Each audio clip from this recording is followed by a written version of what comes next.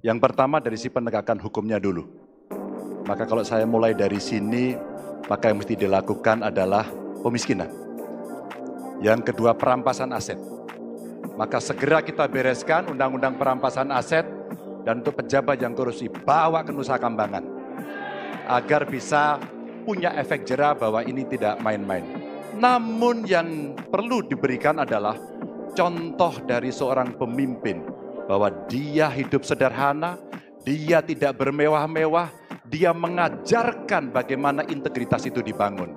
Untuk para pejabat ada dua yang penting sekali. Satu, biarkan mereka berkembang dengan meritokrasi yang baik sehingga pada saat menduduki jabatan tidak ada lagi jual beli jabatan. Yang kedua, jangan biarkan mereka store pada pemimpinnya. Kalau ini terjadi, kerunyaman itu akan muncul.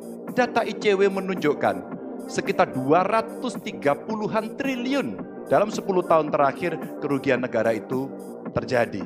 Dan ini ekuivalen kalau bisa kita pakai untuk membuat puskesmas kira-kira 27.000. Terbayangkan oleh kita, edukasi itu mesti kita tunjukkan dengan sekali lagi teladan dari seorang pemimpin, dan pemimpin tidak boleh ragu untuk memutuskan itu.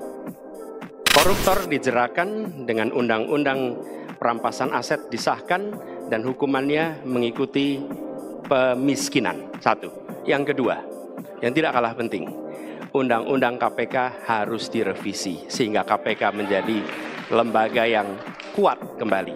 Yang ketiga, diberikan imbalan, reward kepada mereka yang membantu melakukan pelaporan, penyelidikan, sehingga ketika melaporkan kita akan punya partisipasi masyarakat, dan itu dibolehkan oleh undang-undang. Dengan begitu maka bukan hanya aparat penegak hukum tapi seluruh rakyat ikut memerangi korupsi. Korupsi harus gerakan anti korupsi harus menjadi gerakan semesta yang melibatkan seluruh rakyat.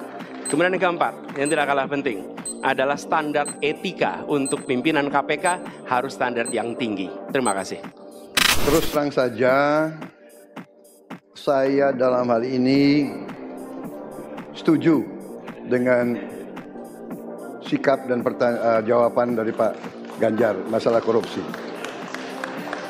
Korupsi adalah pengkhianatan terhadap bangsa.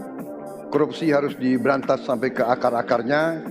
Kita harus perkuat KPK, kita harus perkuat juga kepolisian, kita harus perkuat juga kejaksaan, kita harus perkuat ombudsman, semua badan-badan yang bisa membantu untuk mitigasi korupsi harus kita perkuat. BPK, BPKP, inspektorat di tiap kementerian ini harus diperkuat. Jadi saya sependapat korupsi harus diberantas sampai seakar-akarnya. Benar.